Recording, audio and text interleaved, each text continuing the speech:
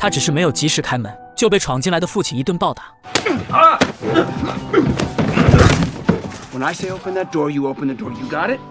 而这对于男孩来说就是家常便饭，不仅仅是在家里，就算在学校，他也是被经常欺负的对象。由于积压的愤怒无处发泄，他只能通过拍摄来缓解自己的压力。这天，2个好基友约他一起去探险，结果却在一处空地发现一个深坑，并且从里面还能发出阵阵的怪声。他们向里面大喊，却没有得到任何的回应。出于强烈的好奇心，基友史蒂夫率先跳了下去，紧接着马特也钻了下去。在犹豫片刻后，心性胆小的安德鲁也带着相机走了下去。可他们万万没想到，在这里竟然有一个发光的晶体，并且还在不停地变换颜色。很快，先下去的史蒂夫便流起了鼻血，众人便赶紧逃离这个地方。但在第2天，他们就发现了一种奇怪的现象，自己似乎能够掌控一些物体，但这个过程并不能持续太久。很快，安德鲁鼻子就开始出血，可他们依旧很兴奋。为了加强这种能力，他们开始练习拼积木。可基友2人的熟练度明显不太行，而安德鲁随手就能拼好一座高楼，这让同伴俩开始有了嫉妒心。随后，他们又一次驾车来到那片空地，可曾经的深洞已经坍塌。就在他们不明所以的时候，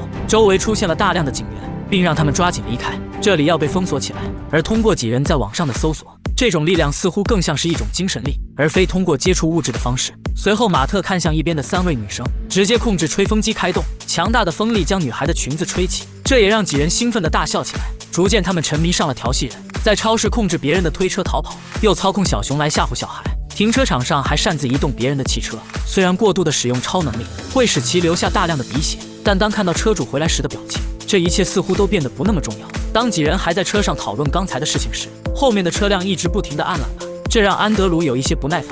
随后他使用精神力轻轻的一推，汽车随即掉下了山坡。Shit! What the hell did you just do?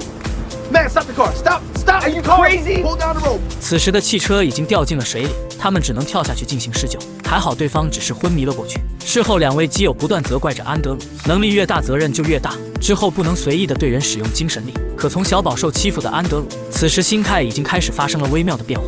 而经过几人的不断努力，他们已经逐渐掌握了一点飞行的能力。2位基友还会经常的失误，可安德鲁第一次就已经能够飞得很高。在短暂的几天学习中，几人已经能够来到万米高空玩橄榄球。可灾难已经悄然来临，此时基友似乎听到了什么声音，随后在云朵中突然飞出一辆客机，瞬间就把史蒂夫掀晕过去。在命悬一线之际，安德鲁及时将他抱起，2人翻滚在地，虽然受了点伤，但好在没有生命危险。几人不但不害怕，还兴奋地说自己创造了历史。为了更好展示自己的超能力，他们竟然直接参加了学校的魔术团，借着魔术的幌子施展超能力，引得台下的观众连连称赞。但安德鲁却不知道，他的父亲发现了他在家中的摄像机。等他回去后，父亲给他一顿臭骂。You're running around this town, spending my money.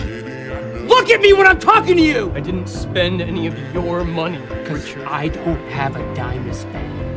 Every last cent. Look at me! Every last cent goes to school for you and medication for your mother, and now I can't even hear a goddamn thing! You idiot! Did you call me an idiot? You shit! Did you call me an idiot? Huh? Shit! Get up!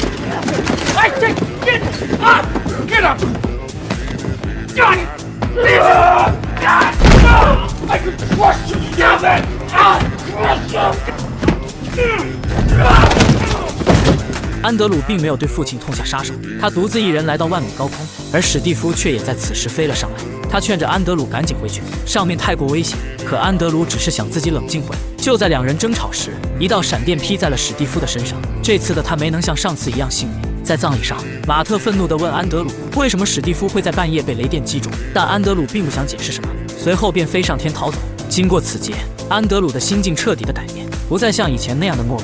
他在学校叫住欺负自己的校霸，然后伸手直接将对方的牙齿拔了下来，还在厕所躲着向摄像机展示自己的成果。当马特得知他在学校的作为后，便找到了安德鲁，他警告不能再这样下去了，否则这能力会给社会造成太大的伤害了。2人不断的争吵，愤怒的马特想要给安德鲁一拳，却被对方轻松挡住。这时的他才知道自己的能力已经远远比不上安德鲁，无奈的马特只能选择离开。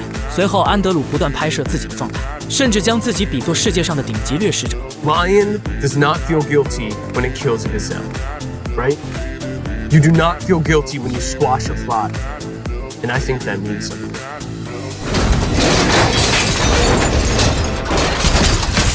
这套理论也让安德鲁的野心越来越大，他找来一身装备将自己紧紧包裹起来，找到路边的几个混混便向他们要钱。对方起初并不在意，但随着安德鲁的攻击，众人纷纷四散而逃。但跑得再快也逃不过精神力的范畴。事后，安德鲁对每个人的身上进行检查，可抢来的钱却是寥寥无几。于是他又将目标放在了超市的身上，进门一拳将服务员击倒，然后用精神力打开柜子，钱就像水一样流进了自己的背包里。但就在安德鲁走出机密院后，服务员却拿起枪冲了出来。安德鲁见状，大手一挥，枪却被不小心击发打中了一旁的油箱。爆炸过后，安德鲁也被冲击波击倒在地。父亲来到病床前，但却不是来看望他的，还冲着安德鲁大声辱骂着 Your mother is dead, and it is your fault. 而远在另一处的马特突然开始流鼻血，于是他急忙到一旁用纸巾擦拭。随后电视上就播报了医院发生的事情。马特意识到很有可能是安德鲁干的，于是便急忙向哪边赶去。当镜头对准医院的窗口，安德鲁拎着父亲飞了出来，随后便直接扔了下去。好在马特及时飞上去将他接住。安稳落地的马特知道此地不宜久留，于是便驾车想要离开这里，却不知道安德鲁的能力已经不能用恐怖来形容。随后马特连带着汽车一起飞向天空，尽管马特很努力的想要控制，却一点反应也没有，最后直接来到了一座高塔之上。马特出来后还想劝安德鲁不要激动，可此时的他精神已经失常，马特还没有反应过来，一辆大卡车就从后面袭来，直接撞向了一旁的大厦。不过这点伤害对现在的两人并不算什么，警察随即便包围了上来。面对四面八方的攻击，安德鲁直接将子弹全部拦截下来，随后一个蓄力便将警车全部推了出去。马特见周围的大厦都开始颤抖，而不管他怎么劝都无济于事，他只能看向安德鲁身后的一座雕像。没有办法，他只能用精神力控制上面的长枪冲向安德鲁。一场危机终于得以解除，特警们纷纷上前查看情况，马特则趁他们不注意迅速飞上天空。几天后，他来到了一座雪山上，将安德鲁的相机插在这里调试好，并说自己以后要做一个好人，一定会带着他们的意愿活在这个世界上。